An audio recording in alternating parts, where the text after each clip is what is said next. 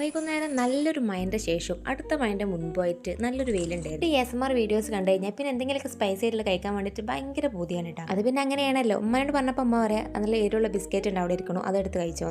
അങ്ങനത്തെ ഒന്നുമല്ല ഞാൻ പറയേണ്ടതെന്നും പറഞ്ഞുകൊണ്ട് ചില്ലറ പെറുക്കിയിട്ട് നേരെ കടയിൽ പോയിട്ടുണ്ടായിരുന്നു. ചെമ്മീൻ ആദ്യം ചാടിയ മുട്ടോളം പിന്നെ ചാടിയ ചട്ടിയോളം എന്നായതുകൊണ്ട് എന്തായാലും ഞാൻ ഉണ്ടാക്കുകയാണെങ്കിൽ ലാസ്റ്റ് വരുന്നത് സ്പൈസി നൂഡിൽസുമൊക്കെയാണ് കേട്ടോ.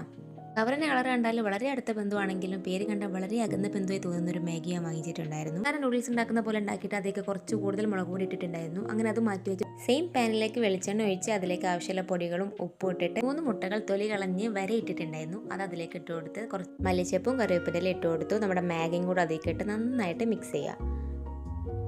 ഇനിയുള്ള പരിപാടിയൊക്കെ വളരെ സിമ്പിളാണ്. നേരെ നമ്മളൊരു പാത്രത്തിലേക്ക് അത് മാറ്റി കൊടുക്കണം. സ്പൈസി നൂഡിൽസ് ഇവിടെ റെഡി ആയിട്ടുണ്ട്.